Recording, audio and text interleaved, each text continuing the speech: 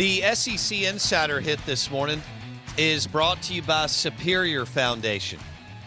For all your foundation repairs, they have the solution. Superior Foundation. Superior.ms, Todd Sanders, Trey Pace will take care of your home. The Out of Bounds Show is powered by Superior Foundation. And that's Superior Foundation for all your foundation repairs. Our guests join us on the Modelo guest line. And we welcome in Mike Detillier, WWL Radio TV New Orleans, Saints, LSU, NFL Insider. But we're going to start with a little hoops, and then we'll go into some football. Mike, it looks like with Will Wade, he's gotten caught up in this investigation at LSU. They restructured his contract. If he is named once they go all the way through the NCAA investigation, that they can fire him with cause. He is, but the flip side is he's a good coach and he's done a really good job at LSU. But having said all that, it looks like this thing is going to finally get wrapped up here in the next few months. Do you think that Will Wade, LSU's basketball coach, coached his last game at LSU yesterday? That's a difficult question to answer. I've always felt that was a big reason why Scott Woodward was brought in to be the AD. It's going to be his job, bottom line. I think there were some older coaches that were here at LSU that maybe the former AD didn't want to walk on that ground to get rid of. But with Will, I've had a lot of former college basketball coaches and present ones tell you, hey, listen, there's a lot of dirty business in this league. A lot of people don't want to admit it, okay? That there are some things out there that isn't quite to the standard, but is it just Will Wade, or is it just he got caught, so to speak? So it's going to be interesting to see how this all comes down, especially in the light of what happened with Les Miles. I just think the atmosphere is ripe for that. If anything out of the ordinary is there, Will won't be around. And in circumstances.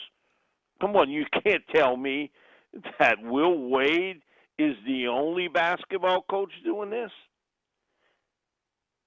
Man, if you believe that, then you have no idea of what's happening in college sports today, all across the board. But the NCAA seems to pick and choose who they want to pick a fight with. And Ole Miss got caught in it a few years back, football-wise. They got caught in it. And we saw a few years back the same thing with USC, in the Reggie Bush situation. Had Reggie paid the guy for money that was borrowed from him, so to speak, for a home, none of this would have ever come to light. So there's a lot of things behind the scenes that the normal person has no idea of, none.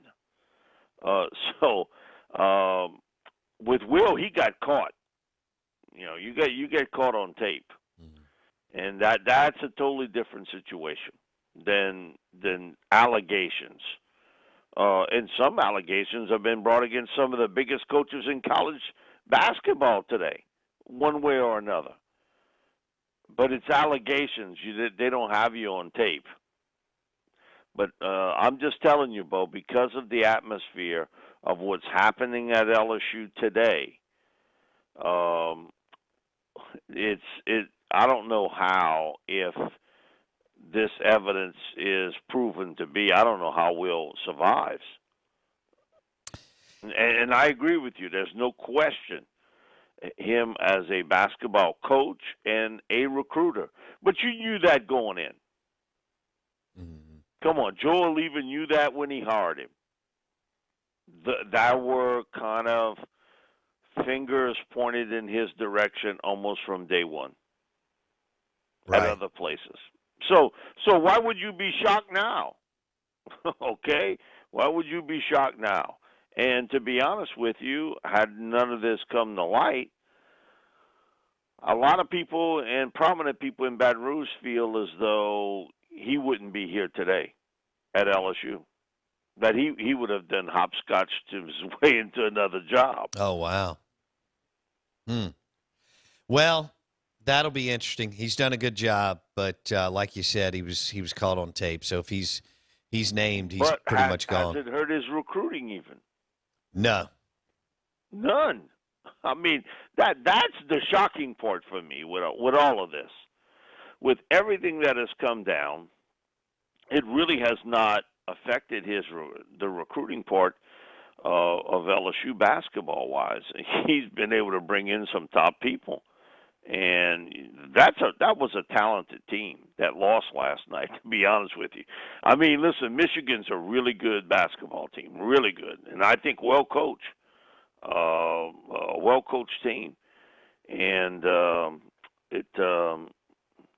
But there are certain things that sometimes are beyond your control. Okay, and I think this may be one for Will, sort of out of his control. And again, the atmosphere of what's happened here in the investigations at LSU, which are serious and should be taken serious. And, the people involved, a suspension, come on, you don't survive that. You fired from jobs in that spot. And I don't see how some of the administrative people here at LSU are still employed by the school. at other jobs, Bo, you're out of there. You're given a 30-day or a 60-day suspension. Come on, and they wonder why they've had protests and this story continues to go and still have legs with it because it is serious, and it wasn't taken serious. Now, here's the other part, and this gets me, is they got some people here that claim that they knew about Les Miles and his situation. Okay, if you knew about it, why didn't you say it? Why didn't you write it? You had a radio station, you could have come on and said it. You had a writing venue. But there are a few that beat their chest about it. My thing is, if you knew it, why didn't you say it? You're basically working along with the group. If you knew it, that's why I believe they didn't know it. It's like everybody else. You go to tell them a story. Oh yeah, I heard that before.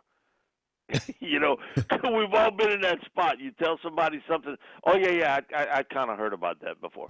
Come on, if you knew it, why didn't you say it? All right, let's move to football. And I could make a case. We're visiting with Mike Detillier, LSU insider, WWL Radio TV New Orleans. He joins us on the Modelo guest line. You're listening Out of Bounds, ESPN 105.9 The Zone. Mike, I could make an argument that LSU could go 8-4 this year. I mean, it's never an easy schedule in the SEC, especially in the West. If Orgeron does go 8-4, which is not that's not what LSU fans expect. Let's say the offense starts to get up and running, but it's not prolific and dynamic and explosive. If he goes 8-4, how does that land in Baton Rouge? Well, I would suspect he'll go better than 8-4. So, but I think he survives 8-4. To be honest with you, just again the atmosphere of events. If things happen now, and something would happen to Will, are you willing to fire the football coach too? At 8-4, so listen, Scott got one hell of a job on his hands to deal with this, because no matter what, there will be a certain group of people that Ed Orgeron won't appeal to. He knows it, I know it, and we know why. We know exactly why. He's not a blue blood. okay? And so it's all about winning, but there's also some personal feelings there, okay? When he was winning, everybody's behind him. Even people that privately told me, hey, look, I ain't a big backer of your boy, you know. And sort of almost a prejudice deal because of where he grew up and how he speaks and everything else. It has nothing to do with him winning. Listen, there were some people that were still looking down on him when they won the national championship. So it'll be interesting with him because I think it'll be fueled by their defense. I think that will be the cut this year for LSU. I think offensively they'll be a good team. I think the big question marks for me are much more so on defense than on offense. Can you get a pass rush? Can you slow down people? Because now we're entering a world where red zone defense, sort of turnovers, pressure is really what would cut you defensively. How many great defensive teams are there in college football today? There's not one. There's not a dominating defense like Bama 8 years ago. No. There's zero. So it's all about trying to slow people down and getting turnovers and forcing them to kick a field goal instead of them scoring a touchdown. And so I think that's going to be the big key for Ed this year. And I told him that, you better fix it. And I told him that in October, November. If you don't fix your defense, you riding the Titanic one way or another. And they got a lot of talent up front, defensive line wise. I've never heard him talk about talent and depth along defensive line like I've heard him talk about it coming into this season. He got some talent up front. Secondary wise, I think they'll be okay. Linebacker wise, which is the hardest position now to play. Sure. Pete Jenkins and I were talking about this back during the season, and we talked back a little over a week ago, and he was saying, Mike, could you imagine playing linebacker today? And don't give me your daddy's world or your grandpa's world playing linebacker. It's not that today. With all this RPO stuff, what happens is, as a linebacker, your instincts are somewhat taken away. You have a quarterback that can stick that ball in the belly of a running back. So what's your first instincts? To move up the field, to make the tackle, right? You think it's going to be a run. And then he yanks the ball out and he throws the ball right over the top of you. On the other hand, if I spread you out 4 wideouts, which you see today, or 3 wideouts and a spread tight end, and I play coverage, and I got to get smaller on defense, right? I got to put in nickel, dime coverage. Ed told me last year in the numbers, they played almost 80% of the time nickel and almost 70% of the time dime. So you're playing base defense 20% of the time. If you're getting smaller, which you are, if you go to nickel and dime, guess what I do? I run it. I run the ball at you. So my first instincts, I see 4 wideouts, so to speak. I'm playing coverage. And they run the football. Playing linebacker today, it's the most difficult position to play, just because the game is dramatically changing in front of your very eyes. Now, some people don't like to hear it, and they don't believe their own eyes and what they watch.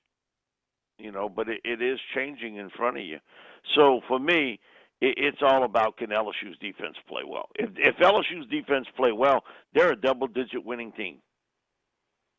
What if about not, okay? They're an 8-win team. So you know what's the most important game of the year? Playing out west in UCLA, because you know what? UCLA ain't no tough team. No, I mean physically tough. But one thing Chip Kelly's team can do, they can throw it. And they got a cat under center that can do it, and they got receivers and running backs that can catch it. So your defense is put under the microscope game one with a team that can flip it around. You know, a lot of people laughed last year. Man, LSU, Mississippi State. Man, Leach, he ain't going to give LSU no – he ain't nothing but a Pac-12 coach. Oh, yeah? And what happened? They shredded them. I mean, no matter what happened the rest of the year, LSU was outcoached and outplayed against Mississippi State. Sure. And listen, I got a almost 2-year-old granddaughter that could have told me that. So, I mean, if you watch that game, LSU's defense was clueless on what was happening. And a lot of that was a hard-headed older coach that he was dead set on a system that he was going to run, and he wasn't going to change it for nothing. And it worked maybe 10 years ago. It wasn't going to work today. He never adjusted to what you're seeing today. And with all those athletes, and you playing that bad, come on. It's not all players at this stage. It's you. You know, you can, and he wanted to point the finger at everybody but himself. And he was the last one in the building and the first one to leave. That was the other part. Oh, wow. So you had a bad heart. For our listeners, he's talking about Bo Pelini, who was the defense one-year wonder, not a one-year wonder, 1 year, and he got paid a fortune. And we wondered why he was there, I guess, would be a better way to put it. But I didn't know that. He was a Pete Carroll. And, you know, and Ed, he looked around, and I think one of the guys he trusts a lot was Pete Carroll. And he's always been that way. Him and Pete are close. And Pete was really the one that suggested that he go with Pelini because he had coached with Pete.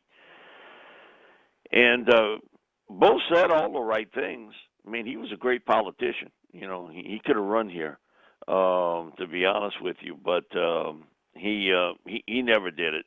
You know, that's all this other stuff about, you know, the backdrop of the summer and the social unrest and everything else. But it really, nobody's playing bad because you don't agree with his politics. Come on, everywhere we work today, you know, there's people on both sides of the issues on everything.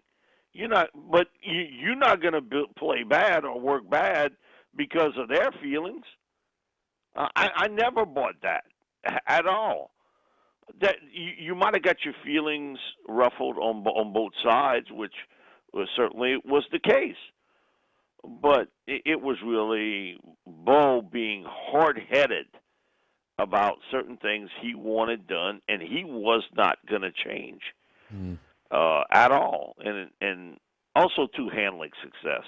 Boy, I think it's one of the hardest things in the world, because I've been around it in different businesses, is somebody gets a little bit of success, how they handle it, their work ethic. They don't want to work anymore. They want to be a star. Look, even in this business, and I work with some of them, they get a little bit of success, their work ethic drops off. But I don't have time. I'm busy all the time. You busy. You're on the circuit. You're at every event possible, okay? So when are you working? When are you putting in your work? Now, before then, you know, there was no question of work ethic. But I just think that LSU got a big snoot full of it. Everywhere they went, greatest. It'll be easy to come back. We'll be right back into it again. It ain't that way. No. It's not that way. And I think they got a little full of themselves. Not a little. I think all of them did. And I'm talking about from top to bottom, from coaches all the way to players. They got full of themselves. And so, okay, when you show up on 60 Minutes, and listen, if I was in his shoes, I would have probably done it too. Listen, you can't pay for the advertising that 60 Minutes would have given you. But, all of a sudden you become a media star, and your players become media stars. And even backups become stars, so to speak. You get caught up in it. You lose the eye of the tiger, so to speak. Yes, that's a great way to put it. Speaking of LSU. So for our listeners, LSU plays Mississippi State. It'll be their first conference game on the road, September 25th.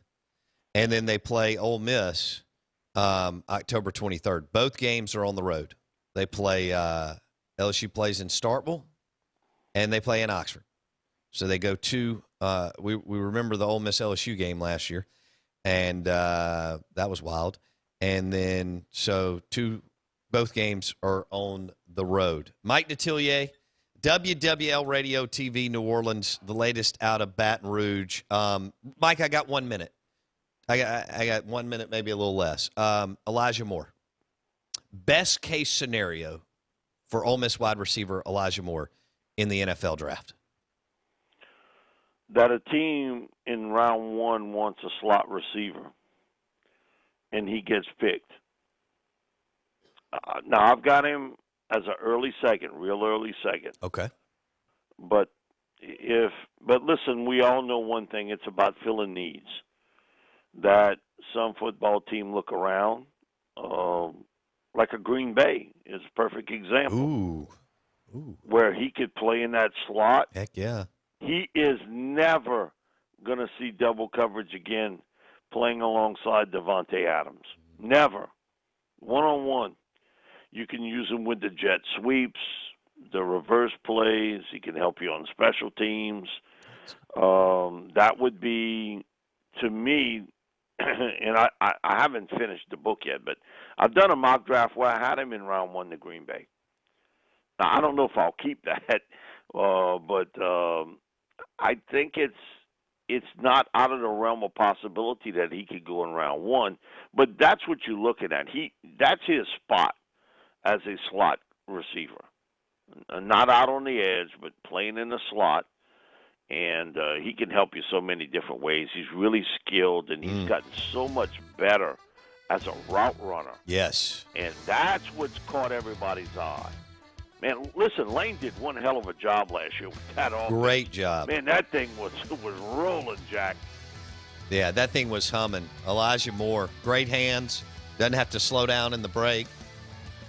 Very, very talented. Mike's got him early second round, possibly first, but early second round in the NFL draft. We'll dive into that with Mike next Tuesday. Mike, thanks, bud. Take care.